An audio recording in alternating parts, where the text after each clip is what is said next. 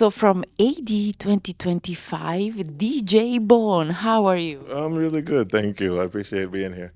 So sounds like a busy week, a busy days. Yeah, it's busy. It's really like always a tight schedule, but I mean it's worth it. You know what I mean? Because it's an opportunity to see people you normally don't get to see and have a nice chat. You know, because you're zipping across the world, or you see each other, you're crossing the airport. So it's a good chance to catch up. You know, to go through whatever is hectic, and then you get a chance to relax. And next thing you know, you look and you're like, it's only 8 o'clock, and I'm done for the day. So yeah, it's good. You did a panel yesterday off the records. So now tell us, which are those conversations that have to stay off the records? They don't have to, but for some reason they do. I mean, the conversations that are off the record are usually like the agents and the managers trying to advocate for the artist. Like, oh, my artist needs to be on the best stage, the best time slot, more money, bigger font on the flyer, their name on the top of the flyer, all this. And if you ask the artist is like, I didn't ask for that. So for some reason, the agents and the managers and the bookers, they try and do this and go above and beyond. Why, I don't know. I don't know if they're trying to prove something to the artist. I don't know if they're trying to justify their booking fee, maybe on top of the artist fee. But you never know. But I think that's something that needs to be talked about, because you'll have artists who seem like they're unreasonable, but they're not. It's their team.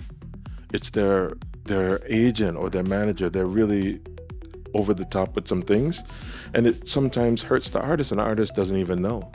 So they arrive, and someone might have a really bad attitude towards the artist, like, I can't believe you asked for top billing and a better time slot. And they're thinking, I didn't ask, So that's one of the things off the record. Another is, I'd say, social media, how people represent themselves, or do they think that that's a necessary thing, or does their whole career exist because of social media?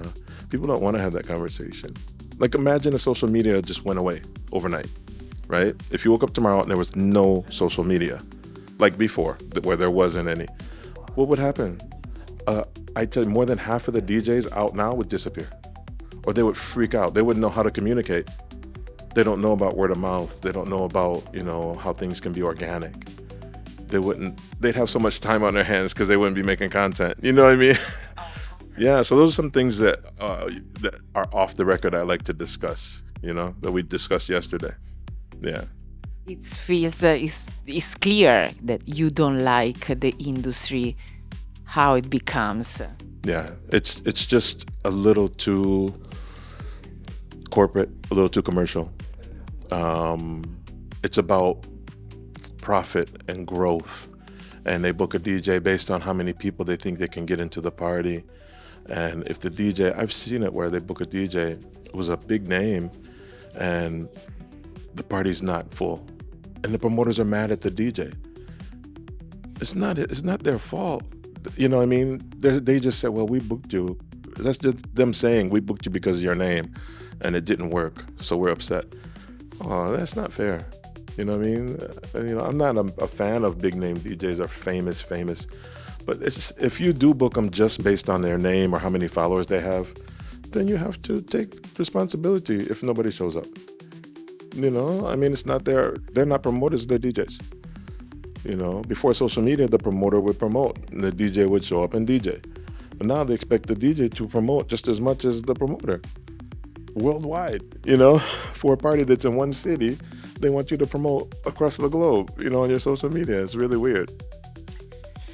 30 plus years of experience. You come from the motor town, Detroit, a tough city. Oh, very. You became a DJ when there was not social media, when there was not spotlights, nothing, streaming or whatever. Oh, it was a struggle. It was a struggle back then. You would come to the club, and a lot of times the equipment wasn't working, or the monitors were blown. So it's just, you can't hear anything. So you have to adapt to the conditions. It wasn't 5 star, everything. It wasn't brand new, you know. And I think it made tough DJs. It did, you know. I mean, it was like, I call it battle conditions, but look what it produced. Look at the DJs from Detroit. You know, you can't really compare when it comes to DJing and techno. The DJs from Detroit, hands down. And I appreciate those times. I'm happy that I grew up in that time because it made me tough. It made me, you know, resourceful. So if I do show up and something's not perfect, I'm not gonna cry. I'm not gonna complain, you know. So if I ask you about the AI, Hmm. because We were talking about that earlier. but I was saying that I can hear, like when I get promos from different promo companies, I can actually tell which ones were made with AI. It's really easy to tell for me. You know what I mean? So I'm not really worried about AI at all, at all, not at all. But I still think it's a sad thing that it's come to somebody just talking into a mic and saying, make a Detroit techno track, and then they'll make it, and then they'll say, okay, add more drums in this part. That's not creative, you know. But I think, luckily, I did a demo for a company yesterday, and they had some new gear coming out, and I think the companies who are making the modules and the keyboards and everything, I really think that they're trying to combat AI with really good technology. So they don't incorporate AI into what they do as far as making the software or the machine make it for you. They just make it so it can maybe search for similar sounds or something like that, but it won't make a track for you. And I witnessed it, I demoed it, and it was phenomenal. And I was like, whoa, this is gonna kick AI's ass. Because you can be as creative as you wanna be. And the fact that when you play with the machines and you start tweaking and everything, it makes you want to use the machine. I think that's the most important part, and I really forgot about that. Wanting to touch something or wanting to actually do it yourself. And that's rare, you know. But we'll see what happens. Of course, you have to accept that it's there, but I'm not a fan. I'm not going to use it, and it's not for me. I know that's the reason why I ask you about the AI just after the old good days, because now we understood something. What is missed today is the soul and the passion you got in that old good days. Yeah, I talk about the fact that a lot of the young producers and young DJs, sadly, a lot of them don't have any stories. Like, I can sit here and tell you stories all day long, you know, and it's not just because I'm older, it's because I have a history. Now, if you just went online and you started social media and you became famous, and a year later you're playing all these big parties, you don't really have a history. Your history is your account, your followers. That's your history. You know what I mean? The same with my legacy. Like, I have a vinyl collection. It's not a USB, 2 terabyte USB full of tracks. So if you say, okay, I want to hand down my collection to my daughter, or I want to sell my collection, it's a collection. You're not going to sell a USB and then somebody's going to get excited and say, yeah, I got 2 terabytes of DJ Bone. You know what I mean? And it's not vinyl. What are they going to call it? You know, his downloads, you know, his digital tracks, his WAVs, you know. So I think the more you invest in yourself, the better your career will be. I mean, you might be famous and you might make a lot of money. To be honest, it's easy. That's easy. If you water yourself down enough, it's not difficult to make money and be famous. But how happy will you be at the end of the day? When you look in the mirror, will you be excited or even pleased with your career? Or will you just be sitting with your money, stacks of money, in a big house by yourself and watching everyone else, you know, have a really good vibe, and you just can't, you never did it. You took the easy way, you know.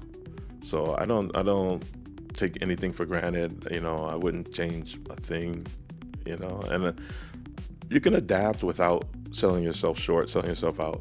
You can adapt to what's current and future without compromising yourself.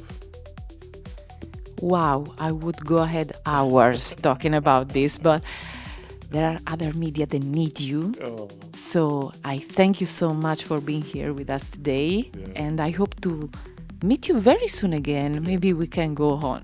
that would be cool. You should come to the Homeless Homies party tomorrow. You know, all the money we raise from that, from ticket sales, goes to charity. Goes to our Homeless Homies charity. It's a day party from 11 in the morning until 10 at night. The lineup is ridiculously amazing. You know, we have almost 40 DJs, you know, in 4 rooms. We have Richie Houghton, who's going to actually kick off at noon. You know, he said it too. He's like, that's noon, like after breakfast. It's good. You know, we have High, we have Anya Schneider, we have Celine. It's the top tier, you know, of people who not only are great, but who care, you know, and we appreciate their support. You know, tickets are almost sold out. So we're very happy, you know, but you should, if you get a chance tomorrow, come check it out. Of course, Yeah. will do. Thank Okay. you. Thank you very much.